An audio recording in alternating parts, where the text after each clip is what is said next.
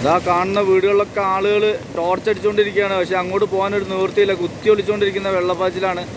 താഴെ NDRF team ആളുകൾ താഴെ അതാ അവിടെ തയ്യാറായി നിൽക്കുന്നുണ്ട്. പക്ഷെ ആർക്കും അങ്ങോട്ടും ഇങ്ങോട്ടും എത്താൻ കഴിയാത്ത അവസ്ഥയാണ്. 3 പ്രാവശ്യമാണ് ഇവിടെ ഉരുളുപൊട്ടിയിട്ടുള്ളത്.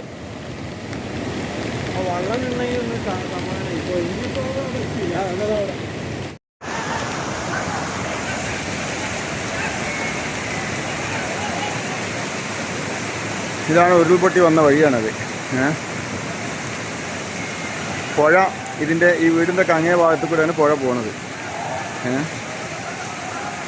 രക്ഷാപ്രവർത്തനമാണ് സജീവമായിട്ട് നടക്കുന്നത്.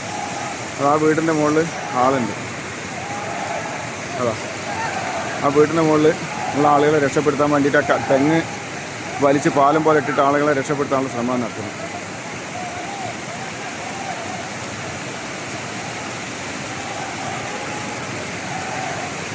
ആ വീടിൻ്റെ മൂലയിലേക്കാണ് വണ്ടിയാണ് തല കുത്തനെ നിൽക്കുന്നത്. ആ കാറ്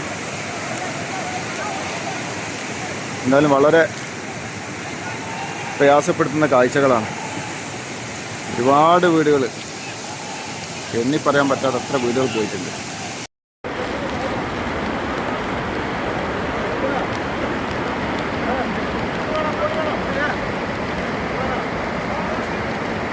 നമ്മുടെ 2015 നടന്ന പുത്തുമല ദുരന്തത്തിനേക്കാളും വളരെ ഭീകരത.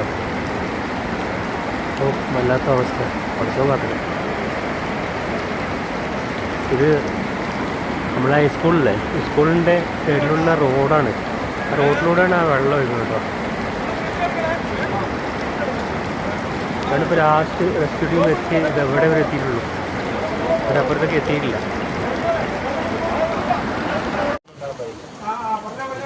വനം തന്നെയാണ്, അതാണ് അത്രയും മരം വന്നത്.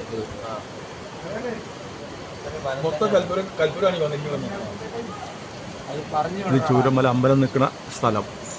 പാലം, ചൂരമല പാലല്ല, ആലുമരാണ് കാണുന്നത് കേട്ടോ. ആശുപത്രിന്റെ ഭാഗമാണ് ഇത് കാണുന്നത്.